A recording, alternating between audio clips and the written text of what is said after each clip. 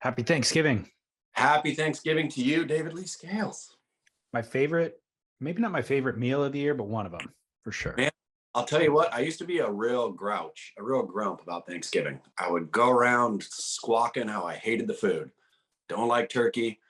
It's a bah humbug, I said to Thanksgiving. Now, I guess it's like getting old and liking whiskey and anchovies and horseradish. I like Thanksgiving.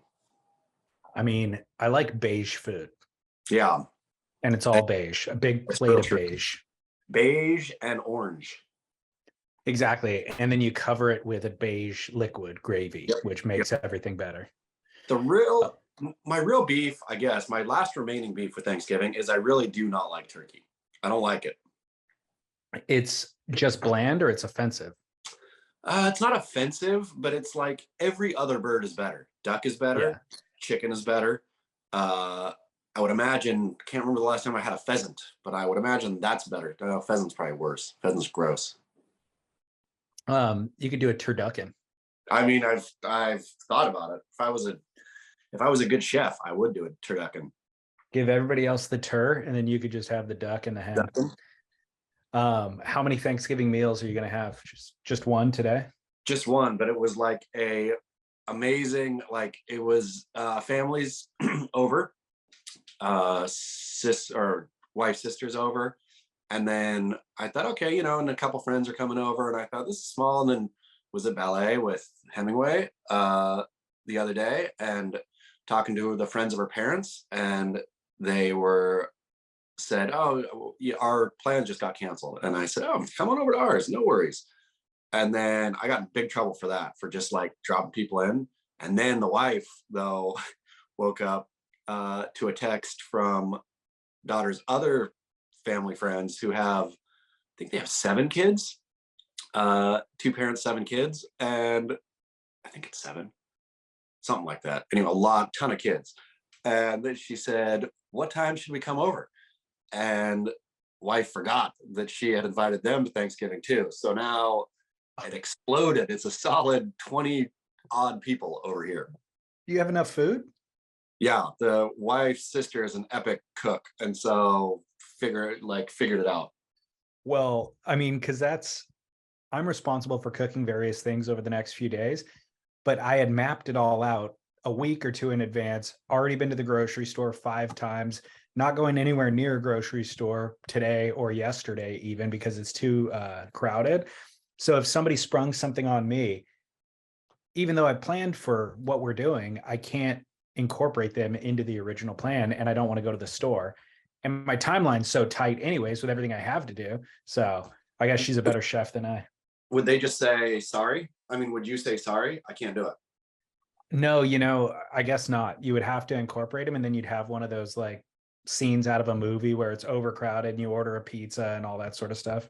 Yep, that's what I set up for this Thanksgiving. I think everyone's bringing lots of food too, and I think we're going to be overfed. Well, that's fun though. That'll be one of the ones that goes down in the history books. I think so. It'll be huge. I'm shocked that you were able to still pull off a podcast then. Oh, just told everybody's like busy in the kitchen right now, and I just duck. Nobody wants me in the kitchen. That's the beauty of being so poor in the kitchen. Yeah. I can bang out a breakfast, and that's all I can bang out. That was a smart strategy. Yeah. Guess who I got to spend a little pre-Thanksgiving day with? Kelly Slater. Matt Warshaw. I was gonna be my next guest. What does Matt do? You know? Well, his family still lives in Manhattan Beach. Yeah. So he came down to hang with them, and then he's got the fundraiser that he's going to be doing next month. So we usually do a podcast to promote the fundraiser. But it's usually just a podcast. But I texted him the day before, and I'm like, dude, the waves are going to be good. I don't know what your plans are, but I'm going to go surf. You should come surf. So he came down early. We got to surf together. We spent the full day together. Oh, how great is that? Where'd you eat? Well, we ate at home, but our surf session, I put him into, I'm taking the responsibility for this, put him into the best wave that he's gotten 4 years. Nice. At least 4 years. What? Did you shout him in? It wasn't so much that, it was just finding the right spot, because like the swell is a little bit walled, and You kind of have to find the right little nook or cranny, and we found it, and there was nobody out. And he paddled out first, just a little bit ahead of me. And he lucked right into the thing right when it was coming, like right when he paddled out. So I was paddling out and got to watch him take off and then look back and ride the thing. He surfed it flawlessly. Like, I honestly was tripping because I know he's a good surfer, but I just had no expectation. If I know that he doesn't surf that often, and it's new and whatever, I just had no expectation for him. Perfect wave came straight to him. I'm like, wow, okay. Stands up and just surfs it beautifully, like trimmed at the right spot, did a couple of turns at the right spot, didn't over surf it, didn't look unconfident in any way, and rode the thing. It was like a long runner, and he rode the thing all the way to like ankle deep water in the sand. He paddled out, and I'm like, you want to just go home? Should we just bail right now? And he's like, honestly, we probably should. What was he riding? A gun in waist to chest high waves.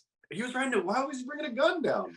He said he borrows it whenever he comes down. He borrows it from a friend. It's like an 8-foot gun that you would ride at Ocean Beach. It's pointy, narrow, thruster.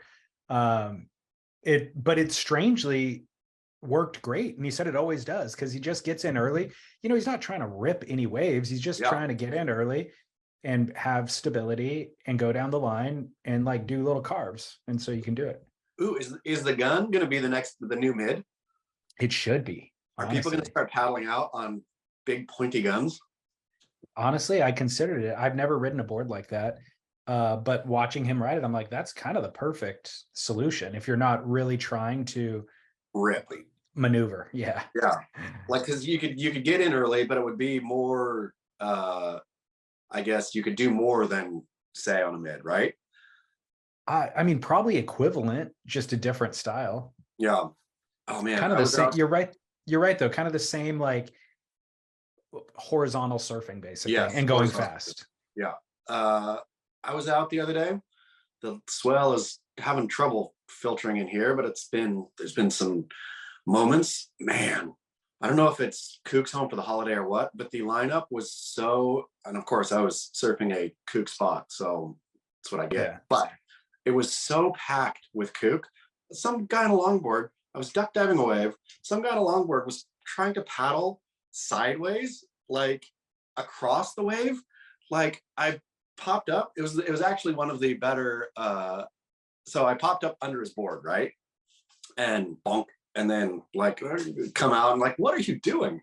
And why are you paddling sideways? Wait, he was paddling side. You were standing on a wave? No, I was paddling out duck dive. He was paddling across the lineup like this, like across the wave, right? Like it's something I had never seen in my life.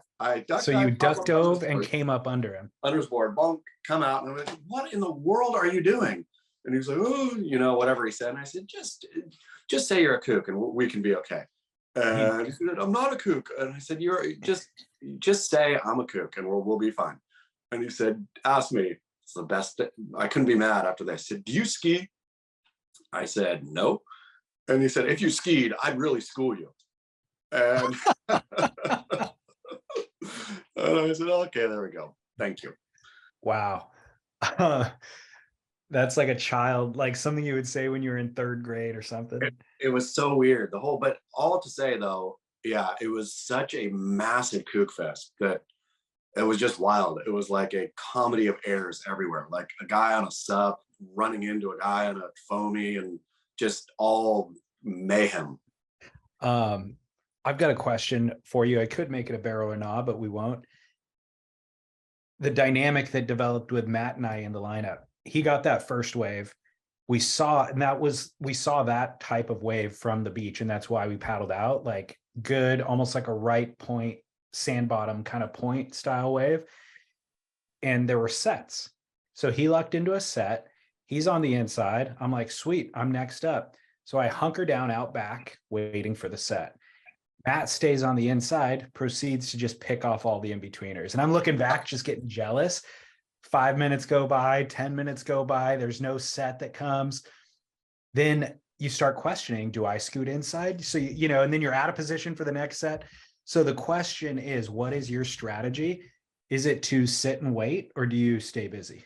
Here's the problem. And when watching professional surfing, right, you watch anyone except Felipe Toledo go out and drop anchor out the back and say, come on, just move in and surf. Like you're Yeah. letting the waves go, et cetera, et cetera.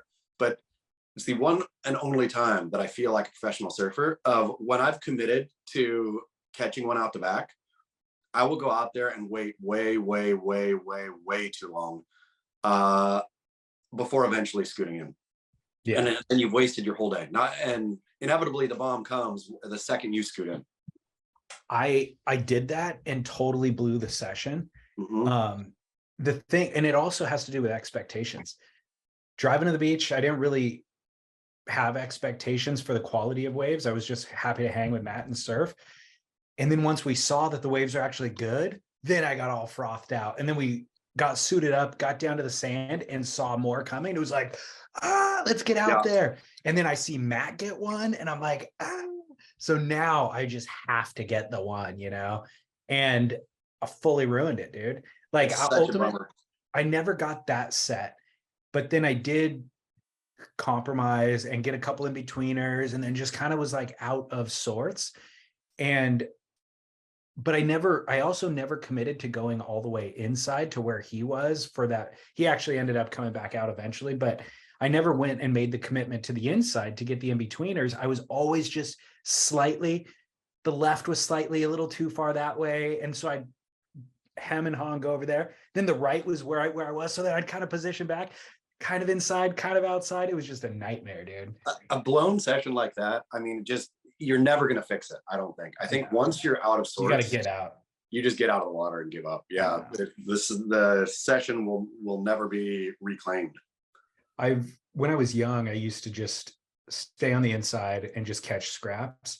And that was when I had the most fun surfing. And as I've gotten older, I think that I should have the set waves or something, or like, that's just what I'd rather surf, good waves. And it ruins my session. I mean, almost every single time, almost. And I find myself having this conversation in my head of like, all right, it's been 10 minutes. How much longer do I sit here?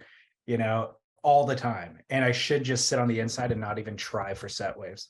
Or we should just solve this for both each other and for everyone. Like, I think the Polena Toledo, except for without the fear, should be the call, right? Like, if you've committed to the outside, you should actually go all the way to the outside. Like, I'll find myself committing to the outside and then sitting 3/4, just like out of instinct, bad instinct of everybody's out a little too far, right? Like, yeah, because it happens so often where the wave will jack up and miss them.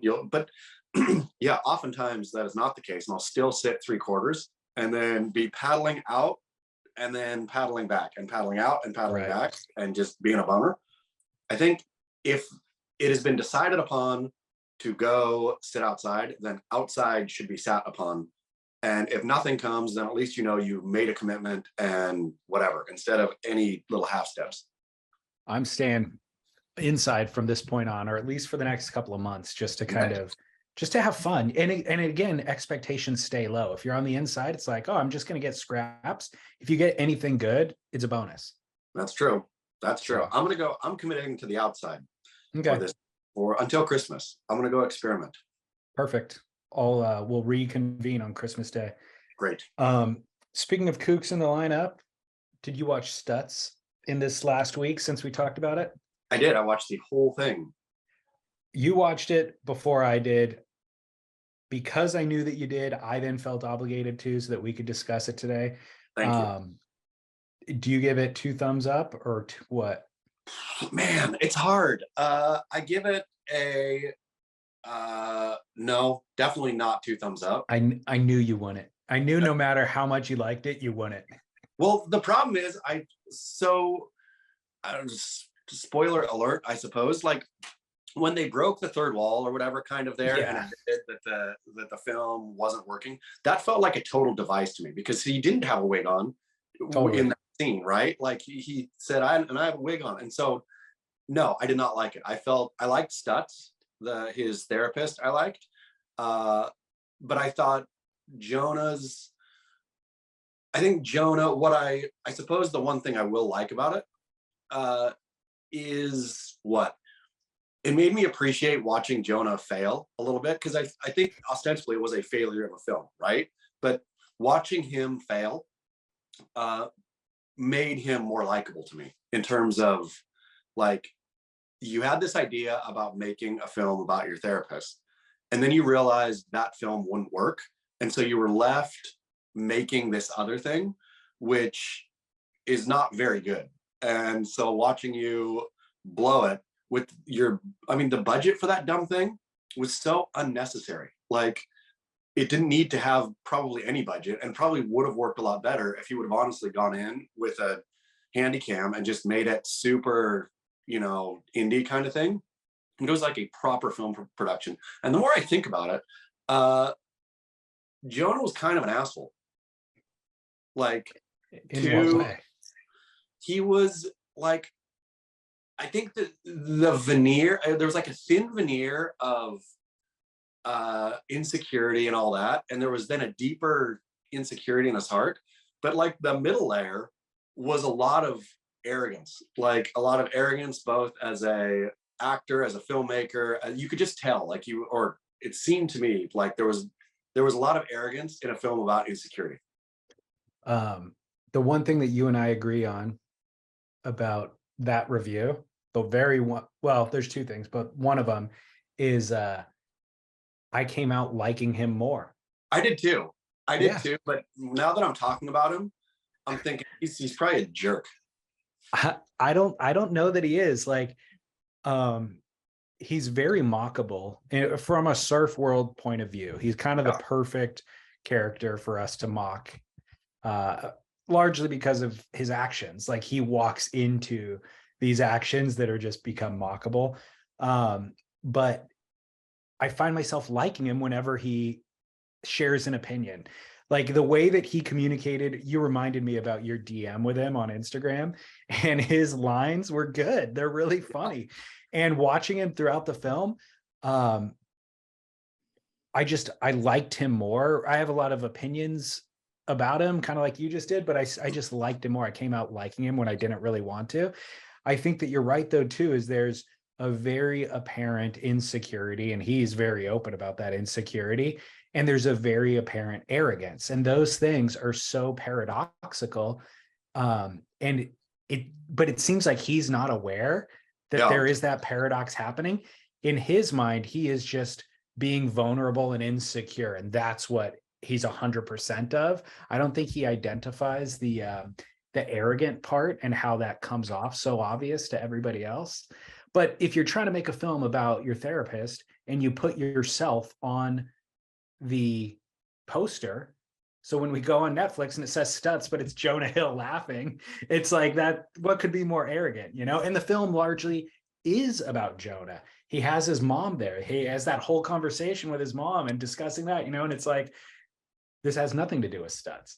I mean, that's the thing is, I think, and that's when I think he realized that the film was going to be a failure, is he was like, Stutz is a, you know, maybe he's a known name in, I don't know, psychology circles or among celebrities, but nobody in the general public knows Phil Stutz, right? And so I think Jonah, or the feeling I got watching it, is Jonah realized that this film will not sell, or nobody's going to watch this thing. Not one person is going to click on Netflix and watch a film about this guy. They will watch a film about me. So that, again, that whole thing was also you could tell Jonah's need for attention, right? Like, and not in a bad way, I don't think. I think it's relatable and whatever, but like, he wanted that movie to be successful more than he wanted it to be a movie about therapy or Phil Stutz, right? Like, that's why he put himself, and so he knew I think that's how the film changed from opening about Stutz and Jonah saying he's not going to talk about himself to then becoming a film about Jonah. The reality is, Jonah never needed to be on camera in the first place. No, Jonah, I mean, you know what I mean? Like, if anybody's going to watch it, he did. Like, he shouldn't have. No, he should have. If he really cared about Phil Stutz's message, which ostensibly that's what he says, right? He wants to get this message out, and the tools that Stutz has given to Jonah, to the public. if you really wanted that, he would have done it as a YouTube special and done it just full on the cheap. There was no reason or need to have any production value on that film. I agree with all of that. But there's, Oscar winning, probably the vast majority of Oscar winning documentaries where the only time you see the director's name is in the credits. You never hear them on the narration. You don't see them interviewing anybody at all.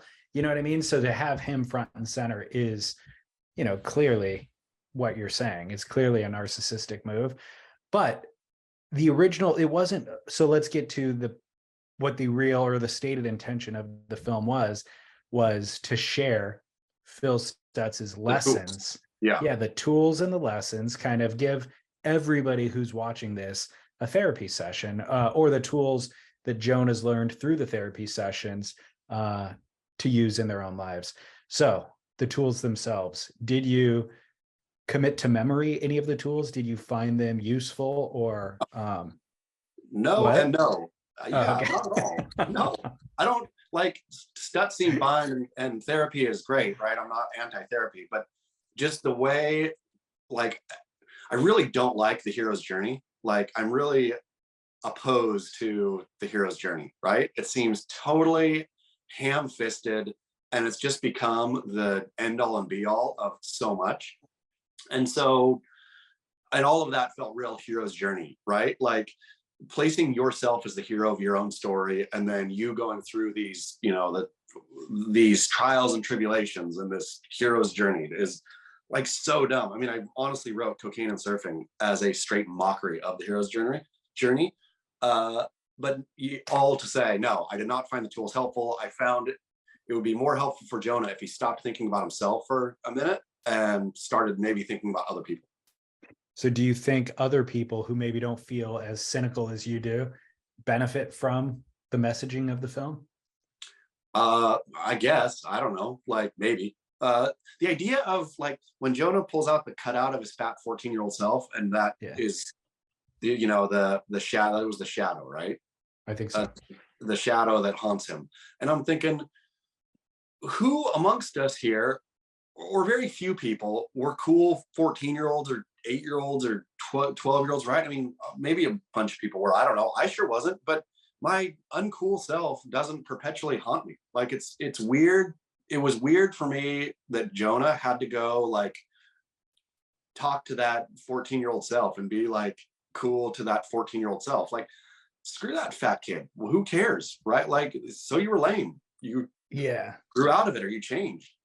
I know. It makes me like, because I liked what Stutz messaging was and the way that he runs his practice, or the tools that he gives his clients. Basically, every one of them, I'm like, this is very smart, or it's very true and accurate, and it's very obvious, but we're caught up in the mire of every day, and we don't realize that that you have a life force or a shadow, or we don't put it in those simplistic terms.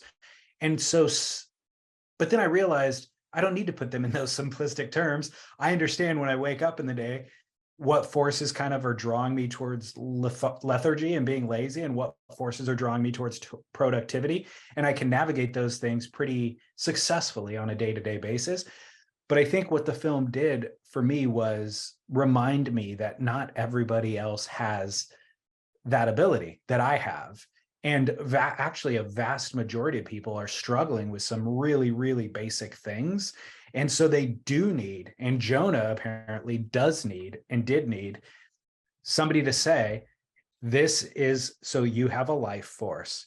You should always tap into the life force and do the good thing. And the shadow is constantly pulling you away from the life force, and you should reject the shadow.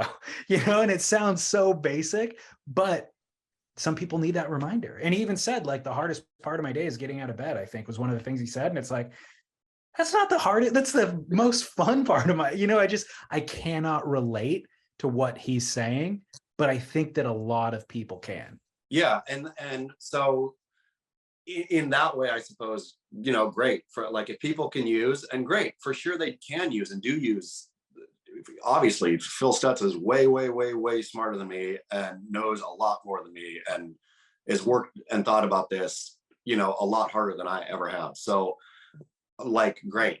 And all of it's great. It's just, yeah, like, what was I going to say? Back to, like Jonah, when he said, you know, so I have this fat 14-year-old self, and then I thought, okay, I'm going to get fit and I'm going to be be successful. And so he was, right? He wildly successful beyond any definition of success, right? And it still wasn't satisfying. Where I'm thinking, how many times in your life have you heard that lesson? Like, how many times has somebody got really successful or rich or famous or whatever and said, yeah, now I'm fulfilled? Like, it is the perpetual story. So how did Jonah, I mean, I guess and maybe he never stopped to think about that. Maybe that's what he's doing right currently in that yes. film, is stopping to think about it. I guess. Well, I loved the film. I liked it a lot. I highly recommend it to anybody. I think it's success. I mean, it is a vanity piece, but it is successful, like as a piece of art. And it's, I think if people don't take the exact lessons that Stutz is talking about, it at least destigmatizes the process of therapy a little bit, you know, and gets people talking about it and understanding the benefits that could come from it.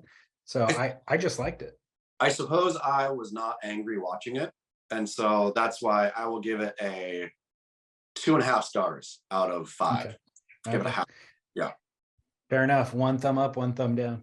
Yep. We should start doing reviews. Just blundering through.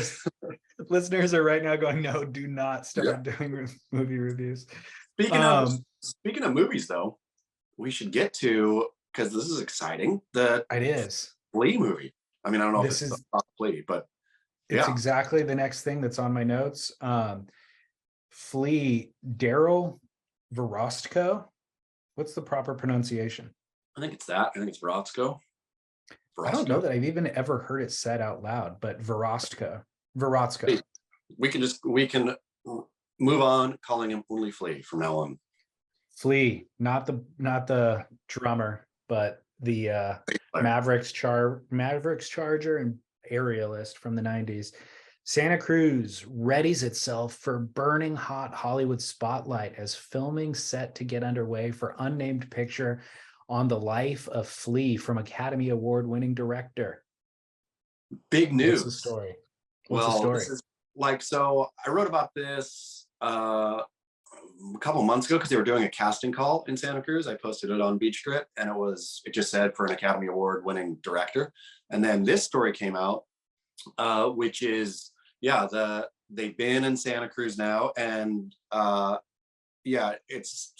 Flea is somehow central to it. It's a fictional movie, but Flea, it's something to do with Flea. I don't think he knows how much, but he's a central character in the film. And the interesting part is the award-winning team is what's her name? Is it Emily Zhao? I thought it was Chloe Zhao, and her filming partner who did Nomadland, right? Which is won the Oscar for Best Picture at the last Oscars. And what's notable about, and the one I can't remember the name of it, her film before that is, I thought, a lot better than Nomadland. But what's Eternals? No, The Rider. The Rider was so good. I didn't know she did that. Yeah. See, man, that was good. But how exciting is this? So what they do, though, I mean, I think their form is interesting in that they will have actors in their films, but they'll also cast like real people, so Nomadland, of course, is Frances McDormand is shows her kind of the life of just a gypsy worker, like a lower middle class, or bottom class American, going and having to work in different factories and living in parking lots, in her van or car or whatever it was. But the people all in the film around Frances McDormand are real people, are people really living that life. And so it'll be interesting in Santa Cruz. I'm sure it'll be the real Santa Cruz, surfers and surf scene with whoever the actors are. I didn't really get into Nomadland. I think I might have been distracted by my phone when I started it and I never got into it. So I should revisit it because it's gotten such acclaim. It's But kind I of depressing. love, I mean, the yeah. story is slow and depressing. So like, I think it's a beautiful piece of filmmaking, but it's not like an entertaining film. Well, the writer, I thought was absolutely remarkable. I just had no idea that that was the same director. And I hadn't even thought about the writer since I watched it. But you're entirely right. When I saw that there would be a movie made about Flea, and I guess it is fictionalized, but Flea is involved in it, right? Or it's Yeah, I mean, partially based on his life. Do we even he's know? he's real coy in the interview that I read, where he doesn't Okay. like, want to jinx it, and I don't even think he knows. I think he just knows that his character is somehow central or a big part of this film. So when I knew that, or when I even hear that a film is being made about surfing, I already have low expectations because it's just really hard to translate the poignancy of surfing to the big screen. They always want to sensationalize it and make it grand. And I cannot think of a better director to actually do this successfully. I was not excited until I now know that Chloe Zhao is the director and she's the one who also did the writer, because the stories that she makes are so poignant and they're very, like you So said, boring, subtle. There's very little, they're not plot driven almost no, at all. They're very character driven. And that is kind of the perfect way to handle surfing. it is the perfect way, and especially like letting, I mean, cast instead of just filling it with actors, because the again, like you could have a bunch of actors in Nomadland playing these kind of migrant American, blue collar workers going from factory to factory. Uh, but you wouldn't capture the essence of that without having the real ones in there, right? To actually It it see. it would become Anthony Kiedis and the Red Hot Chili Peppers in Point Break, if you Yeah, remember their scene, where exactly. it's just, yeah, it's like it's over the top and sensational. But seeing real Santa Cruz surfers will be in the entire film, and the real Santa Cruz surf community will be in the film, and being what they are, being real. I am so excited about this now. It's exciting. I know. I was not. This was not a clickbait. This was a. I'm thrilled. I am totally thrilled. I'd be thrilled to watch whatever her next film is, but the fact that it's this, and I can't imagine a better community and surfer for her to work with. Like if you said it was Byron Bay and it was whoever, I'd be like, yeah, maybe. That's Or okay. San Clemente and it was Chris Ward, I'd be like, I'm not sure. But that Santa Cruz Flea is kind of amazing. Well, and it feels like Santa Cruz has been out of the spotlight, at least the real bright spotlight, for a while, right? Like, I mean, we just had the Coldwater Classic there, but there hasn't been a real contest there for a long time. Like in terms of the broader surf world, it feels like Santa Cruz had its big moment, right? Like when Pete Mel and Flea and Barney and like all these surfers were coming out of Santa Cruz. It was really on the map. And then it feels like it got methed out, lights got turned out, and the lights feel like they're coming back on. Like it feels like the major meth problem is kind of, I mean, I don't know if it's worked itself out, but it feels like Santa Cruz is being sort of reborn and ready for a moment again. Like I'm ready for Santa Cruz again. How did you watch any of the Coldwater Classic? I watched the highlight or the last heat, the Chloe Kalohe. and Dina? Yeah, and who was he surfing against? Taro. Yeah, Tara. I watched that heat. Um, I didn't watch the heats. I just watched the clips as they would come out on Instagram. I actually did. I clicked over to the stream a few times and just watched 5 minutes here and there. It's just so freaking crappy. And I Yeah. know there's people who love the lane that are going to hate me for saying that. It is awful. Like they're like, Instagram pops up, they're like, so-and-so just entered the 9 club. Like, let's watch their ride, Griffin Colapinto or whoever it was. And I'm like, the wave is like wonky, shifty, not really, presents a little bit of a lip, but it's a soft lip. And Griffin does 3 turns, boom, boom, boom. And apparently that's a 9. And I'm like, I can't get excited about this. It's not exciting at all. The steamer lane, I think was the first wave that I ever fell in love with, though. Walking out on the lighthouse point, whatever it's called, and looking down, there's something really magical about it. Like, well, I've surfed it. I think I could totally love it as a surf spot. It doesn't translate to watching it and putting the world's best surfers to compete there. Like, it's probably super fun to surf, and there's a ton of fun waves to surf that I don't want to see Griffin Colapinto ride, I mean, that's true. A lot of waves I don't see Griffin Colapinto ride. I mean, it's just not up to his caliber of surfing. Yeah. It's up to my caliber of surfing. Yeah, that's true. That's true. Which I suppose is why it's fallen off. Yeah. A couple of other stories I'll point listeners to on today's Thanksgiving episode, even though they have nothing to do with Thanksgiving. While we're on the subject of film, surf king Laird Hamilton makes wildly unanticipated contribution to smash Afrofuturist hit Black Panther sequel, Wakanda Forever. Who knew? I have no idea. I don't even know what that means. Was Laird in Wakanda Forever? No, but apparently there's like an underwater kingdom in Wakanda Forever, and the actors and actresses used Laird's XTP, or whatever it's called, Laird's underwater weight training fitness program, to prepare themselves for their underwater stuff. Wow. Yep. So like a genuine contribution.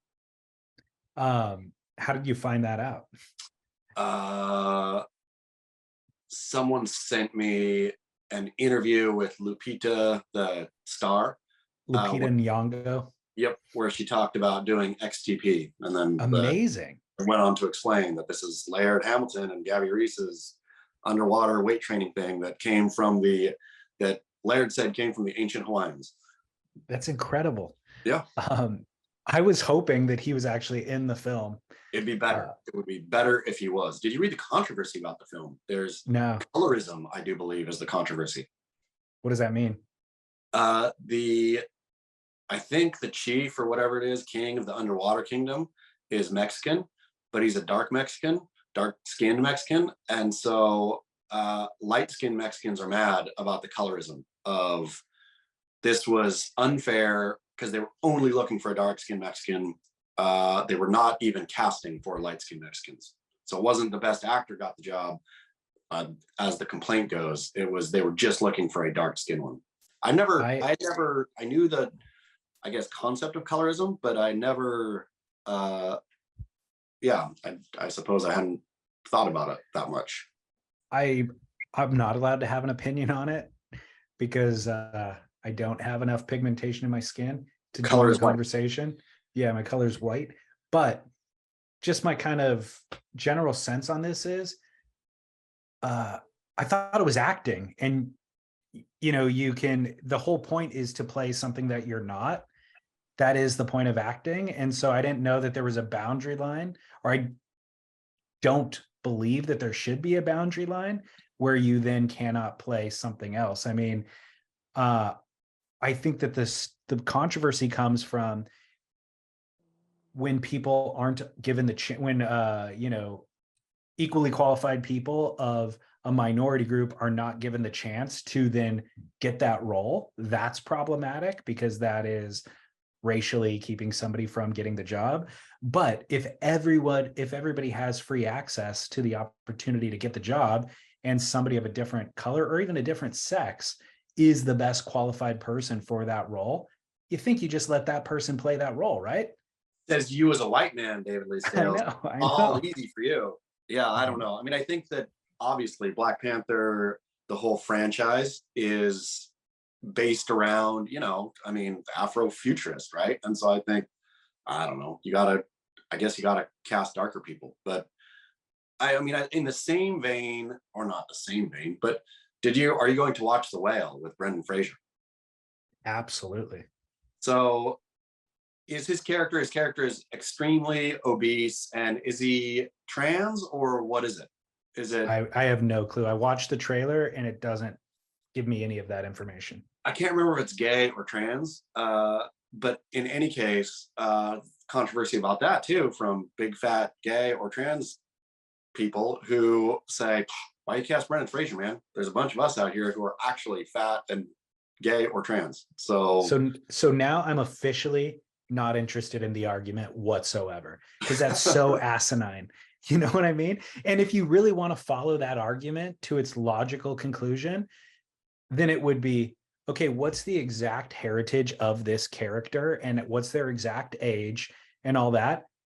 Then you have to cast somebody who's that exact ethnicity and that exact age, because with those exact tastes and or proclivities and or exactly. I mean, it takes acting away. But who is it? Oh, there was just somebody in the news who, what was it, regretting a role they played or wouldn't play it today.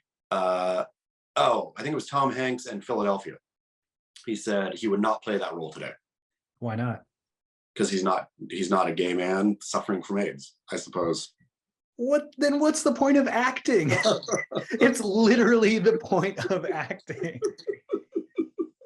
I mean, it's insane to me. Yeah. He's also never going to play Forrest Gump because he doesn't have a low IQ.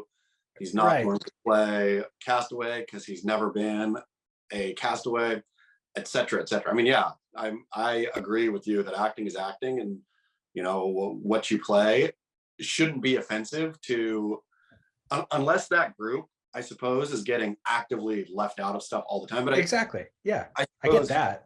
I suppose gay men with AIDS would think, man, movie role comes by for us once every so often and gets scooped up by Tom Hanks. Dang it.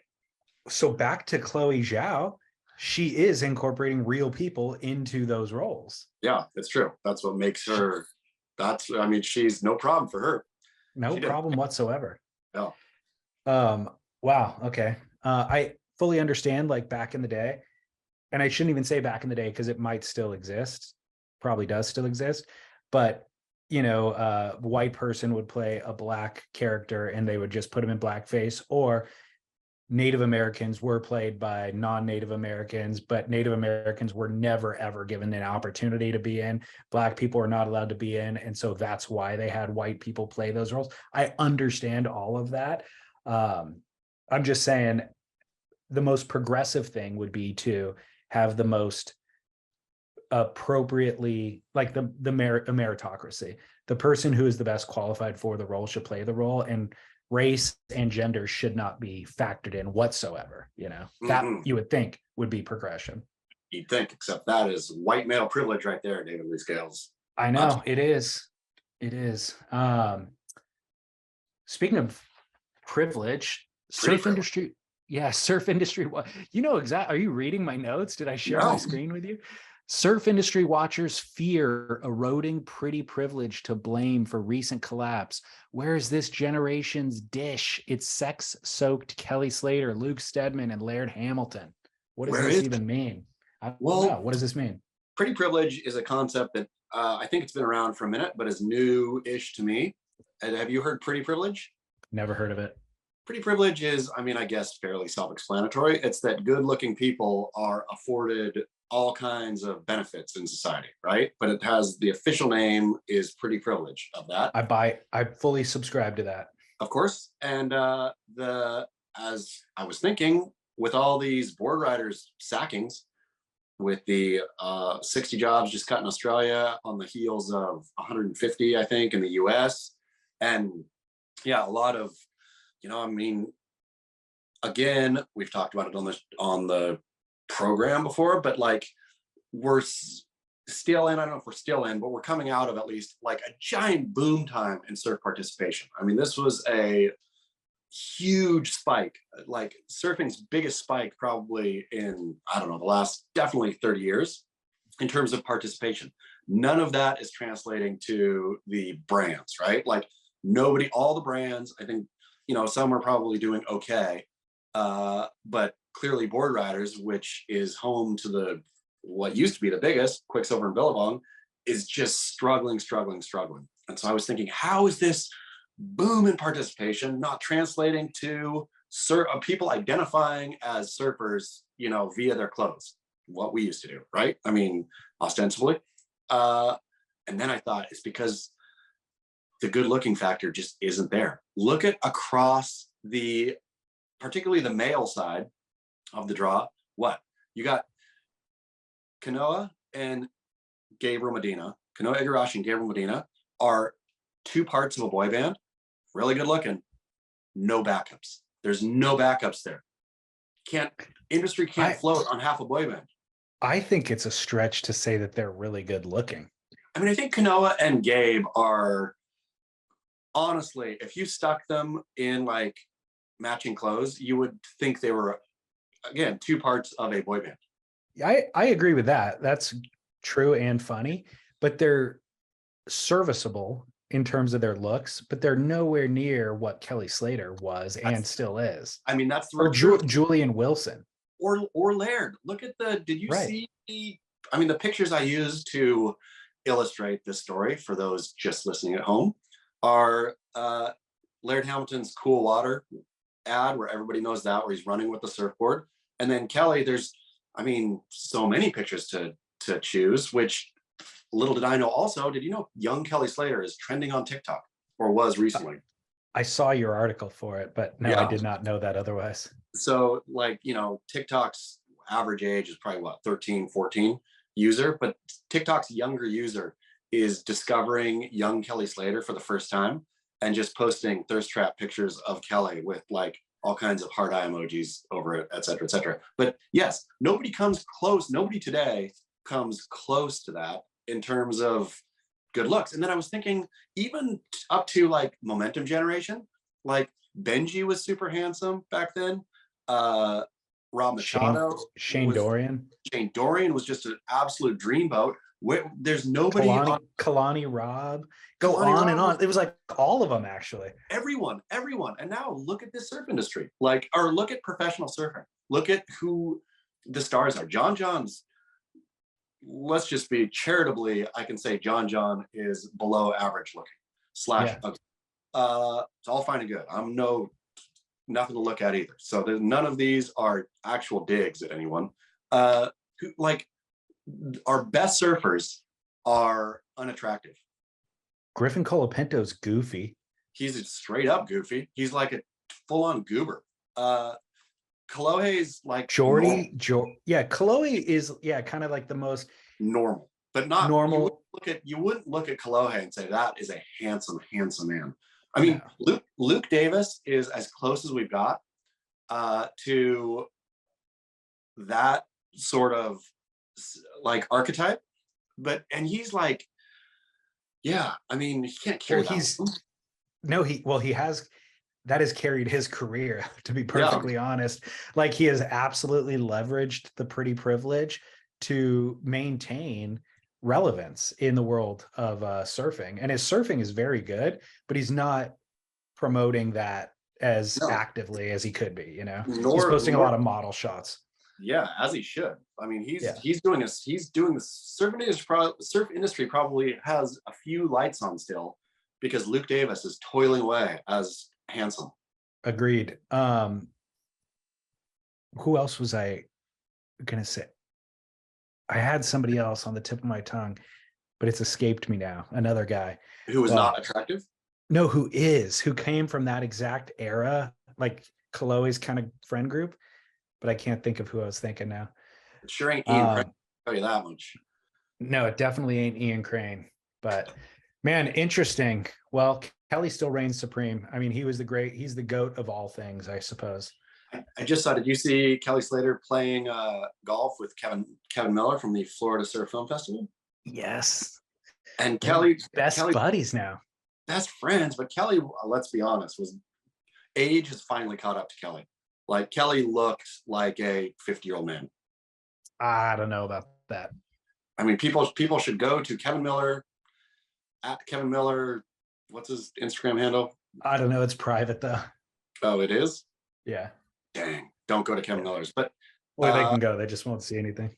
But yeah, Kelly, I think it was the first time that I can remember in a while looking at Kelly and thinking, oh, yep. Catches up to everyone, man. Yeah, it does. Took a lot longer though for him. Dude, took a ton longer, and looking back, as I've spent the week in the thirst trap, in the Kelly Slater thirst trap, he was so handsome. Totally. Unbeatable. Yeah. Wow. Unbeatable. That's why this generation isn't even trying.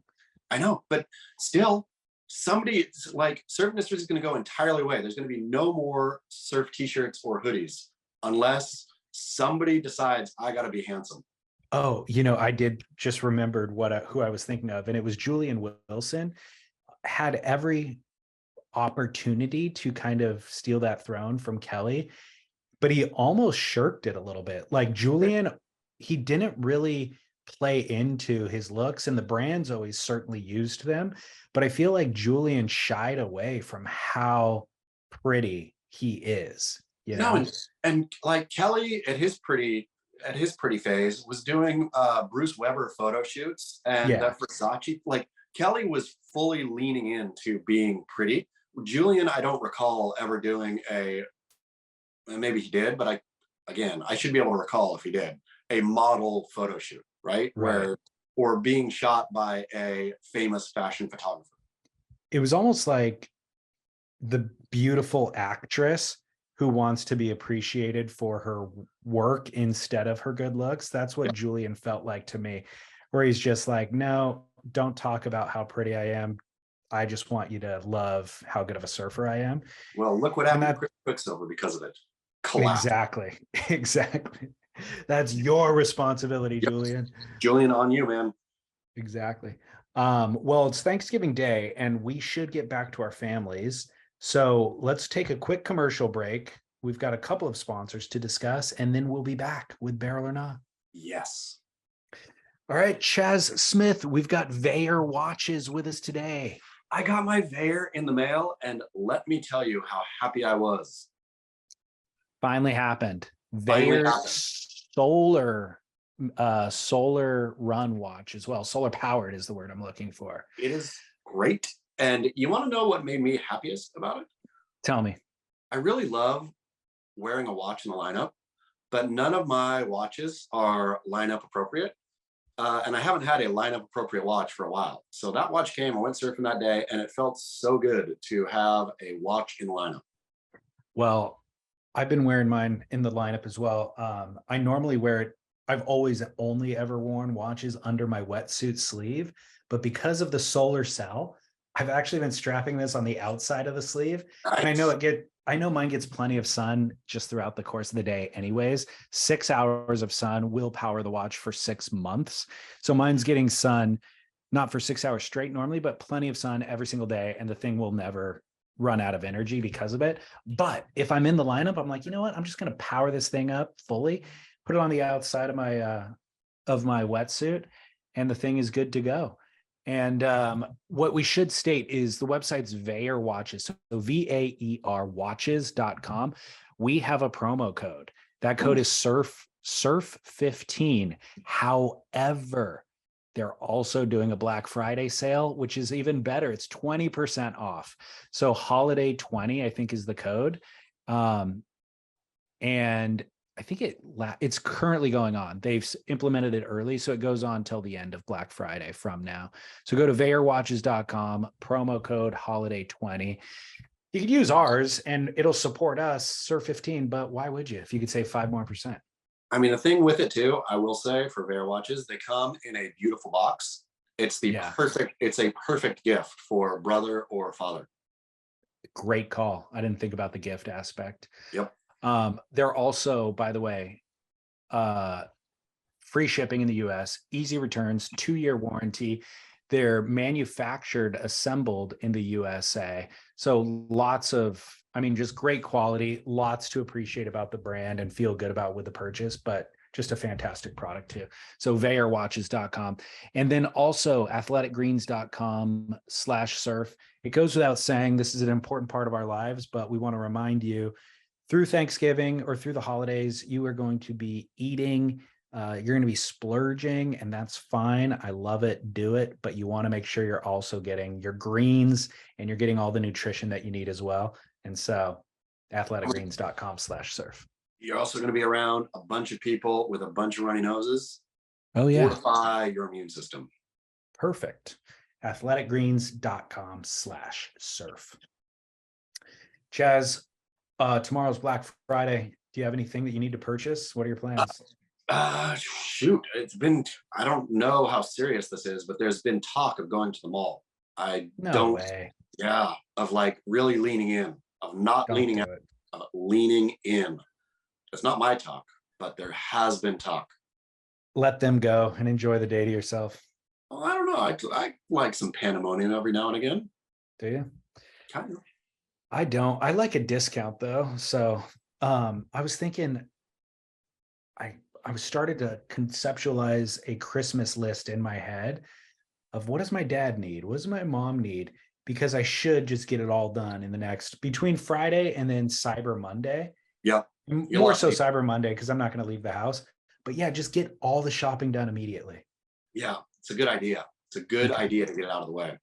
Okay, that's my plan. Good. Let you know how that goes. For Thanksgiving, barrel or nah? Canned cranberries. I'm going to go barrel, David Lee Scale. I'm going to go, again, old man talk here. I'm going to say you can't really go wrong with cranberries a little bit. Like, you don't want to over indulge cranberry, but either the can or fresh, all good. I love the cold, tart contrast to all the beige food. Yep. And I even love it on the same forkful with everything. Of course. I mean, you have to put turkey, since turkey has no taste by itself, you got to throw cranberry and some gravy on there in order to make it have a taste. Pop. It's got a little bit of pop with it. I love it. But the gelatinized canned version to me is the worst version of them all. Like, I think the cranberry should still have the shape of a cranberry or a berry. But you don't mash it? Yeah, well, I cook it down so it becomes gelatinized a bit, but there's still berries intact, or half of a berry intact, or that sort of thing. I hear you, and that is preferred to the can, but I'm not going to say the can is not a barrel. Just because there's a better barrel out there doesn't mean that the can is no barrel. That's kind of a good point. Because I wouldn't, if the Thanksgiving meal was there and the only option was canned, I would include the canned in the meal because the meal's better with it. Exactly. So that means it's a barrel. Yeah. There's no such thing as bad pizza. There's no such thing as bad cranberries in a Thanksgiving meal. It's true. Yeah. Okay, cool. Barrel. This was in my notes prior to thinking about Thanksgiving, but it kind of feels like a Thanksgiving because the Pilgrims rocked this look a little bit. Barrel or nah, having a beard without the mustache. Oh, have we talked about this one? We did neck beard years ago in honor of Shane Beshan because somebody else was bringing it back at the time. But a neck beard is underneath the chin line. This is the kind of full beard along the cheeks and everything, but no mustache that connects it. I'm going to say I've never, ever seen it look good. Neither have I. I would like for it to be barrel. I would like for that to be an option, a facial hair option. I have never once, no Amish person have I ever seen it look good on. Abraham Lincoln, didn't look great on him. Anytime I see it, I think, you know what would fix that? A mustache. Why do people still try to rock it? Like, it's not like there's some icon in the wrestling world or whatever that is like rocking that look that you can look to and be like, man, he looks really good doing it. I'm going to do it. It's just everyone looks terrible doing it. I mean, it's totally true. And there must be some religious significance for our Amish friends, for all our Amish listeners. Outside of that, I don't know nobody's ever looked good, and nobody's ever looked good doing it, and nobody famous even tries because they know it doesn't look good. Yeah. So let's just put a full moratorium right now. Yep. Everybody within the sound of our voice, if you were rocking that look, grow a mustache or shave your beard. Those are the only two options. Do it quick. Yeah. Okay. Done. No barrel. Coming to agreement on both of these. The final one was something I had never seen before, but I was watching Stab High, episode 4, and Dakota Walters, young, regular-footed Australian surfer. He was about to paddle out and he's putting his jersey on He had nipple pasties. Oh, Nipple pasties over his nips, basically look like band-aids, the circular band-aids the size of his nipples. Because for anybody who has surfed, who's used to surfing in a wetsuit and then finds themselves surfing somewhere without a wetsuit, you get nipple rash, you get chafed. Yeah. And I've just suffered from it and never even tried to consider a solution to it because I just thought it was part of what we do. Young Dakota Walters, I feel like, took a page out of the strip clubs and applied pasties to his titties to protect them from chafe. So, barrel or nah, nipple pasties. This is a hard one, David Lee Scales. I'm going to say no barrel. I'm going to say chafe nipples are part of surfing in tropical climates, and you just suffer. It hurts. Not everything is just all easy street all the time. Sometimes what you love comes with the cost. That is the cost. To try to shirk the cost, you're gonna suffer somewhere else, man. Yeah, maybe so. I think it's just a real simple solution. I don't want to go out of my way to like be on, to pamper my life and never experience any hardship. However, that's just a real simple solution. I like it. Yeah. What percentage do you think? Do you think that is widely? You think all pro surfers do that? No, it's the first time I've ever seen it. Do you think Jordy Smith does it? He would need 3. He would need a third pasty. They're like, we only sell them in even sets. He's like, break it up. Yeah, I mean, I like it, but I couldn't do it. Do you think that when I saw that, my second thought was, do women suffer the same nipple chafing that we do? No, because they have bikinis on, or bathing suits on over their nipples. No, but even if I wear like a t-shirt or something, I still get chafed. Yeah, because a t-shirt is loose, but maybe they do. This is a great question for our female listeners. Yeah. I'm not sure if the shape of the breast might splay the nipple differently than my nipples going straight into the board. I'm not sure. I think that you're not where the bathing suit is tight enough. Okay. Where I think it's the rubbing of a t-shirt on your nipple and then constantly on the board too, causes that. Where I think if you wore a skin tight lycra shirt, then I think you'd be fine. Well, until I find where I can find male pasties, maybe I just get a female wetsuit top. I think that's good. I think that's a good idea. I can wear that and that'll protect me so I don't have to chafe. You would look exactly like Noah Johnson in Blue Crush. There you go. Perfect. Well, lots of reasons to get canceled on today's episode, Thanksgiving episode. Well, enjoy the holiday with your 22 best closest friends. Thank you. I will, and enjoy yours with your family. Hey, how many? I forgot to ask you. How many different meals are you doing? 4. You got 4. Started last night. So I had last night with a couple of buddies, and then today we're going to Lauren's family. Then tomorrow my family's coming here and we're hosting. Then Saturday, my brother who lives out of town is coming over. And then Sunday, we're going to my other brother's house. So maybe that's 5 actually. Is there going to be Thanksgiving food at each, or is there going to be a night of Chinese? Saturday, I'm going to cook pizzas because I've got a pizza oven now. Great. And then Sunday, my brother's making pasta. So there's only 3 Thanksgiving meals. Okay, that's good. That's good. I bought an extra big bird, so I've got lots of leftovers because I do. The leftovers is, of course, the best meal of all Thanksgiving. I mean, how come we haven't figured out how to cook the entire Thanksgiving meal on Wednesday? I know. Put it all in the fridge, pull it back out on Thursday, and reheat it. That's a great idea. And by the way, reheat it as an open face sandwich. Yeah. Bread on the bottom. Yep. Bread on the bottom, stuffing, mashed potatoes, turkey, gravy on everything, and then cranberry sauce with it. Happy Thanksgiving, everyone. Yeah, happy Thanksgiving. Enjoy your time with your family. You Enjoy too. the time off. Yeah. Yep. All right, man. Talk next week. back in Until person. then, yep. Looking forward to it. We'll let Hannah sign us off. Bon voyage.